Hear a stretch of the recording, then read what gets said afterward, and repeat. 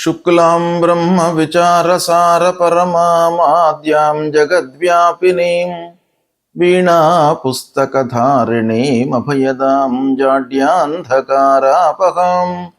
హస్తే స్ఫాటికమాలికాం విదదతీం పద్మాసనే సంస్థితాం వందే తాం పరమేశ్వరీం భగవతీం బుద్ధిప్రదాం శారదాం. శ్రీ మహాగణాధిపతయే నమః. శ్రీ మహాసరస్వత్యై నమః. శ్రీ గురుభ్యో నమః. ఈ సంవత్సరము 3 మార్చి 2026 రోజున చంద్రగ్రహణం సంభవిస్తుంది. ఈ చంద్రగ్రహణము పూర్వ ఫల్గుని నక్షత్రం సింహరాశిలో సంభవిస్తుంది కనుక ఈ సింహరాశిలో సంభవిస్తున్నటువంటి గ్రహణము రాశులలో జన్మించినటువంటి వాళ్ళకి, అంటే మేషం నుండి మీన రాశులలో జన్మించినటువంటి వాళ్ళకి ప్రభావం ఎలా ఉంటుంది, ఎలాంటి విషయాలలో శుభ ఫలితాలు ఉంటాయి, ఎలాంటి వాటి లోపల అశుభ ఫలితాలు ఉంటాయి, ఏ విధంగా మనం దాన్ని రెక్టిఫై చేసుకోవాలి అనేటువంటి విషయాన్ని మనము చూద్దాం. ధనుస్సు రాశి వారికి చంద్రగ్రహణం యొక్క ప్రభావము ఎలా ఉందో తెలుసుకుందాం. ఈ చంద్రగ్రహణము సింహరాశిలో సంభవిస్తుంది. సింహరాశి అంటే ధనుస్సు రాశి జాతకులకు 9వ స్థానం అవుతుంది. అంటే 9వ స్థానంలో గ్రహణం సంభవిస్తుంది కనుక గ్రహణ గోచారము మధ్యమమైనటువంటి ఫలితాలను ఇస్తుంది. అయితే ధనుస్సు రాశి వారికి 9వ స్థానము ముఖ్యంగా భాగ్యస్థానం, అదృష్టాన్ని ఇచ్చేటువంటి స్థానము ధనుస్సు రాశి నుండి సింహరాశి. అలాంటి సింహరాశిలో గ్రహణం సంభవిస్తుంది కనుక అదృష్టంపై ఆధారపడి చేస్తున్నటువంటి పనులే కానివ్వండి, విషయాలేనే కానివ్వండి, కొంత జాగ్రత్తలు తీసుకోవాలి. ఇక ముఖ్యంగా విద్యార్థులు చాలా ఏకాగ్రతతో, పట్టుదలతో, మనస్ఫూర్తితో పనులు చేయాలి, చదవాలి. అప్పుడే మీకు మంచి ఫలితాలను పొందేటువంటి అవకాశం ఉంది. సాధారణంగా ఈ 9వ స్థానంలో గ్రహణం సంభవిస్తున్నప్పుడు మీ లోపల ఏకాగ్రత లోపించే అవకాశాలు ఉంటాయి. కాబట్టి విద్యార్థులు ముఖ్యంగా కొంత ఇంట్రెస్ట్తో చదవాలి, పనులు చేయాలి. ఇకపోతే విద్యార్థులకు గురువులతో విభేదాలు కలిగేటువంటి అవకాశాలు ఉంటాయి. అంటే ఈ ధనుస్సు రాశికి అధిపతి గురువు భాగ్యస్థానంలో సంభవిస్తుంది కనుక గురువులతో, పెద్దలతో, కుటుంబ పెద్దలతో కానివ్వండి, సమాజంలో మనకు హితాన్ని చేసేటువంటి పెద్దలతో కానివ్వండి, మీరు కొన్ని జాగ్రత్తలు తీసుకోవాలి. ఇక ధార్మికమైనటువంటి ఆలోచనలు మట్టుకు మీకు పెరుగుతాయి. గురువులతో మీకు ఒక పక్కన సత్సంబంధాలు ఉన్నప్పటికీ వాళ్లతో వ్యవహరించేటప్పుడు కొంత జాగ్రత్తలు తీసుకోవాలి. తద్వారా మీకు సత్ఫలితాలు కలుగుతాయి. అయితే ఓవరాల్గా మనం చూసినట్టయితే ధనుస్సు రాశి జాతకులకు ఈ గ్రహణము కొంత పాజిటివ్గానే ఉంటుంది. అంటే మధ్యమైనటువంటి ఫలితాలు ఉన్నప్పటికీ రాశ్యాధిపతి మూలకంగా మీకు కొంత అనుకూల ప్రభావము కనబడుతుంది. దాన్ని సద్వినియోగపరచుకోవడం చాలా ముఖ్యము. ఇకపోతే ఈ గ్రహణము విడుపు స్నానం తరువాత ధనుస్సు రాశి జాతకులు దేవాలయానికి వెళ్ళండి, గురువులను కొలవండి, దక్షిణామూర్తి స్తోత్ర పారాయణాన్ని చేసుకోండి, గురువుకు సంబంధించినటువంటి మూలమంత్రాన్ని జపించండి, పసుపు దానంగా ఇవ్వండి. ఇచ్చినట్టయితే మీకు ఈ గ్రహణము చాలా అనుకూలమైనటువంటి ఫలితాలను ఇస్తుంది. చంద్రగ్రహణము ఈ సంవత్సరము 3 మార్చి 2026 రోజున ఏర్పడుతుంది. చంద్రగ్రహణము ఎలా ఏర్పడుతుంది అనే విషయాన్ని మనం చూసినట్టయితే ప్రతి పౌర్ణిమ రోజున భూమి, సూర్యుడు, చంద్రుడు ఇవి అన్నీ కూడాను సరళ రేఖలోకి వస్తుంటాయి ఆకాశంలో. అయితే ప్రతి పౌర్ణిమ రోజున గ్రహణం ఏర్పడదు. భూమి యొక్క నీడ చంద్రునిపై పడడం మూలకంగా మనకు ఏర్పడేటువంటిదే చంద్రగ్రహణం అన్నమాట. ఈ ఖగోళంలో జరుగుతూ ఉన్నటువంటి ఒక అద్భుతమైనటువంటి సంఘటనల లోపల గ్రహణము, చంద్రగ్రహణము, సూర్యగ్రహణము ఇవి చాలా అత్యంత ప్రాధాన్యమైనటువంటి ఘటనలు. అయితే ఈ ఘటనల యొక్క ప్రభావము భూమిపై నివసిస్తూ ఉన్నటువంటి మానవులపైన ఎలా ఉంటుంది అనేటువంటి విషయాన్ని మనం చూసినట్టయితే, ఈ సంవత్సరము అనగా 3/3/2026 సంవత్సరము పాల్గొన్న శుక్ల 15 పూర్ణిమ మంగళవారం రోజున ఈ గ్రహణము సంభవిస్తుంది. ఇది పగలు 3:20 ప్రారంభమయ్యి సాయంత్రము 6:48 వరకు ఈ గ్రహణము ఉంటుంది. అయితే పగటి పూటన మనకు గ్రహణం సంభవిస్తుంది. అంటే ఖగోళంలో ఈ గ్రహణం సంభవిస్తుంది, అంటే విశ్వం లోపల సంభవిస్తుంది ఇది. అయితే దీని యొక్క గ్రహణాన్ని చూడడము, కనబడము, స్థితి ఇవన్నీ కూడాను మనము నివసిస్తూ ఉన్నటువంటి ప్రదేశానికి అనుగుణంగా ఆ సమయాలన్నీ కూడాను మారుతుంటాయి. కనుక పగలు మనకు ఈ గ్రహణం సంభవిస్తుంది గనక పూర్తి గ్రహణాన్ని మనము చూడలేము, మనకు కనబడదు కూడాను. అయితే 6:48 వరకు గ్రహణం కనబడుతుంది. ఈ గ్రహణం యొక్క ప్రత్యేకత ఏంటంటే కేతుగ్రస్తమైనటువంటి గ్రహణము. అంటే రాహు కేతువులను మనము ఛాయాగ్రహములుగా మనం చూస్తూ ఉంటాం పూర్వ సాంప్రదాయం ప్రకారంగా. అవి నీడగా భావిస్తామన్నమాట. వాటి యొక్క ప్రాధాన్యత గ్రహణం యొక్క సంభవం లోపల చాలా ఉంటుంది. ఆ విధంగా ఈ కేతుగ్రస్తమైనటువంటి గ్రహణం ఇది. ఈ గ్రహణము కృష్ణవర్ణం లోపల మనకు కనబడుతుంది, అంటే నల్లగా మనకు గ్రహణం కనబడుతుంది. ఖగ్రాస గ్రస్తోదిత చంద్రగ్రహణము అని అంటారు దీన్ని. అంటే సంపూర్ణ గ్రహణము, కానీ మనకు కనబడడం మట్టుకు తక్కువ సమయం లోపల కనబడుతుంది. అంటే గ్రహణము పడుతూ ఉన్నటువంటి ఆ దాన్ని మనము చూస్తామన్నమాట. గ్రస్తోదితము, గ్రస్తమై ఉన్నటువంటి ఆ గ్రహణాన్ని అది ఉదయిస్తున్నటువంటి సందర్భంలో మనకు కనబడడం అన్నమాట, గ్రస్తోదిత చంద్రగ్రహణము. అయితే ఈ గ్రహణము పూర్వ ఫల్గుని నక్షత్రం సింహరాశిలో సంభవిస్తుంది. తర్వాత కర్కాటక లగ్నము, సింహ లగ్నము, ఈ 2 లగ్నాల లోపల కూడాను యుక్తమై ఉన్నటువంటి గ్రహణం ఇది. అయితే ఈ గ్రహణము మొత్తం కూడాను మనకు హైదరాబాద్ ప్రాంతంలో ఈ తెలుగు రాష్ట్రాలలో ఏ సమయంలో కనబడుతుంది అనే విషయాన్ని మనం చూసినట్టయితే సాయంత్రము 6:24 నుండి 6:48 మధ్య కాలం లోపల మట్టుకే మనకు కనబడుతుంది. గ్రహణం మధ్యనే స్టార్ట్ అయ్యింది, అంటే 3:20 ప్రాంతంలోనే గ్రహణం ప్రారంభమైంది, 6:48 వరకు ఉంది.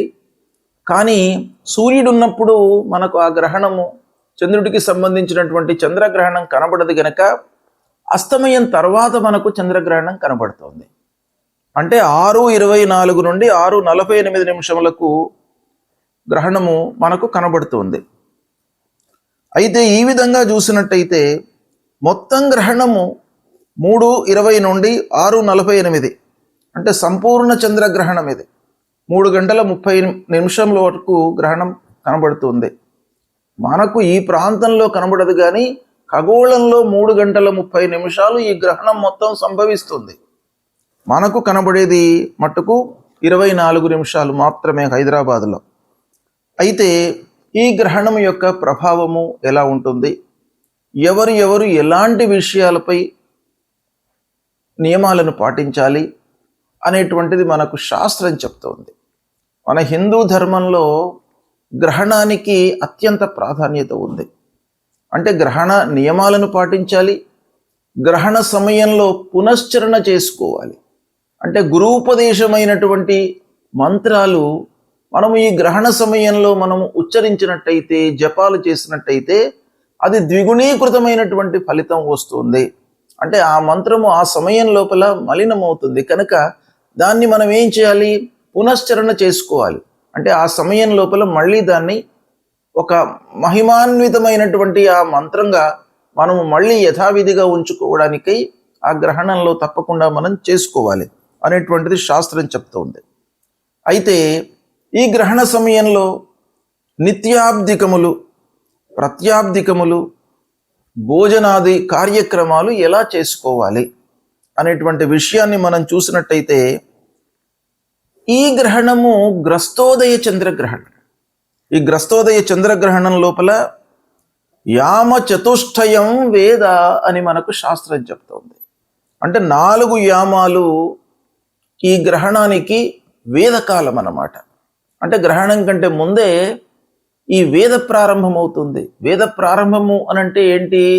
వేద అనగానే ఒక వాతావరణం లోపల మనకు మార్పులు కనబడతాయి. కనుక ఆ వాతావరణంలో వస్తున్నటువంటి మార్పులకు అనుగుణంగా మన నిత్య నైమిత్తిక కార్యక్రమాలన్నీ కూడాను ముడిపడి ఉంటాయి. కాబట్టి వాటిని వేద కాలంలో మనము ఆచరించకూడదు అనేటువంటిది శాస్త్రం చెప్తోంది. కనుక ఈ విధంగా చూసినట్టయితే ఉదయం 6:24 వేదకాలం ప్రారంభమవుతుంది. కనుక ఈ వేదకాలం ప్రారంభం కాగానే మిగతా కార్యక్రమాలన్నీ కూడాను మనము ఆపు చేసుకోవాలి. అంటే ఆ సమయం కంటే ముందే మనం అన్నీ కూడాను పూర్తి చేసుకోవాలి. ఇక గ్రహణానంతరము ఆరోగ్యవంతులు, నిత్య భోజనాలు, పౌర్ణిమకు సంబంధించినటువంటి ప్రాత్యాప్తికాలన్నీ కూడాను చేసుకోవాలి. ఇక వ్యాధితో ఇబ్బంది పడుతున్నటువంటి వాళ్ళు, వృద్ధులు, బాలలు, వీళ్ళందరూ కూడాను మధ్యాహ్నం వరకు కూడాను భోజనాది కార్యక్రమాలు చేసుకోవచ్చును అనేటువంటిది శాస్త్రం చెప్తుంది. కనుక ఈ విధంగా ఈ గ్రహణం సంభవిస్తుంది. ఈ గ్రహణాన్ని దృష్టిలో పెట్టుకుని సాయంత్రం 6:24 నుండి 6:48 వరకే మనకు కనబడుతుంది. ఈ గ్రహణము దాదాపు అన్ని ప్రాంతముల లోపల కూడాను మనకు భారతదేశంలో కనబడుతుంది. ఆ స్థితిని బట్టి కొన్ని నిమిషాల లోపల తేడా వచ్చేటువంటి అవకాశాలు ఉంటాయి. కాబట్టి మనకు హైదరాబాదు, తర్వాత తెలుగు రాష్ట్రాలు, ఈ 2 ఆంధ్ర, తెలంగాణ, ఈ 2 రాష్ట్రాలకు సంబంధించింది చూసినట్టయితే 6:24 నుండి 6:48 వరకు ఈ గ్రహణం కనబడుతుంది. ఈ గ్రహణము పూర్వ ఫల్గుని నక్షత్రం సింహరాశిలో సంభవిస్తుంది. కనుక సింహరాశిలో జన్మించినటువంటి వాళ్ళు, పూర్వ ఫల్గుని నక్షత్రంలో జన్మించినటువంటి వారు, మరియు గ్రహణ గోచారము అధమంగా ఉన్నటువంటి రాశులలో జన్మించినటువంటి వాళ్ళు తప్పకుండా ఈ గ్రహణానికి సంబంధించినటువంటి శాంతి, దానము ఇవి చేసుకోవాలి. అయితే ఎవరికి అధమ స్థాయిలో ఉంది ఈ గ్రహణము అని మనం చూసినట్టయితే సింహరాశిలో సంభవిస్తుంది ఈ గ్రహణము. కనుక సింహము, కన్య, మకరము, వృషభము, ఈ రాశులలో జన్మించినటువంటి వారికి ఈ గ్రహణ గోచారము అధమంగా ఉంటుంది. అంటే ఈ గ్రహణం యొక్క ప్రభావము ఎక్కువగా ఉంటుంది ఈ రాశులలో జన్మించినటువంటి వారికి. ఇక ధనుస్సు, కుంభము, మేషము, కర్కాటక రాశులలో జన్మించినటువంటి వారికి మధ్యస్థంగా ఉంటుంది. తుల, వృశ్చికము, మీనము, మిథున రాశులలో జన్మించినటువంటి వారికి ఈ గ్రహణం యొక్క ప్రభావము లేదు. ఈ రాశులలో జన్మించినటువంటి వారికి గ్రహణము శుభప్రదమైనటువంటి ఫలితాలను ఇస్తోంది. అయితే ఈ గ్రహణ శాంతి అంటే గ్రహణానంతరము చేసుకోవలసినటువంటి విధానం ఏంటంటే, ఈ నక్షత్రంలో జన్మించినటువంటి వాళ్ళు, ఈ రాశిలో జన్మించినటువంటి వాళ్ళు తన రాశికి అంటే సింహరాశిలో జన్మించినటువంటి వారికి సింహము, కన్య, మకరము, వృషభము ఈ రాశులలో జన్మించినటువంటి వారికి ఈ గ్రహణం యొక్క ప్రభావము ఎక్కువగా ఉంటుంది. కాబట్టి వీళ్ళు ఏం చేయాలి అని అంటే, గ్రహణానంతరము స్నానం చేసిన తరువాత గ్రహణ సమయంలో ముఖ్యంగా పట్టు స్నానము, విడుపు స్నానము అనేటువంటిది ఉంటుంది.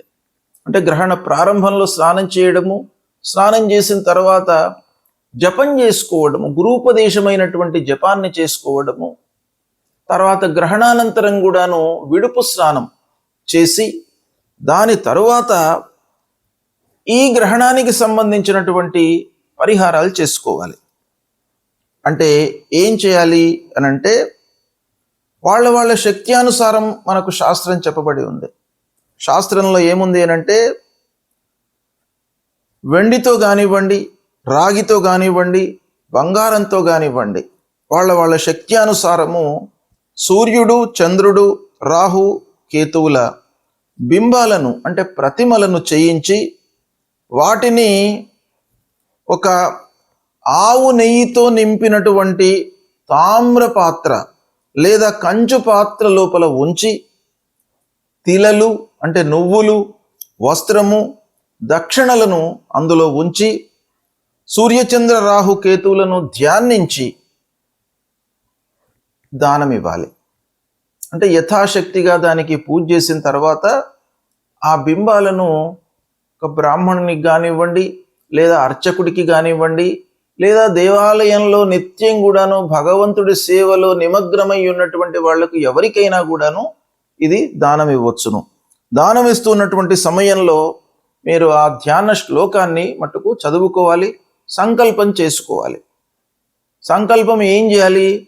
మమ జన్మ నక్షత్రే మమ జన్మ రాశి, ఈ రాశి లోపల మనకు గ్రహణం సంభవిస్తుంది గనక నేను ఇది ఇస్తున్నాను దానము అనేటువంటిది సంకల్పం చేసుకొని తమోమయ మహాభీమ సోమసూర్య విమర్దన హేమతార ప్రధానేన మమ శాంతి ప్రదోభవ.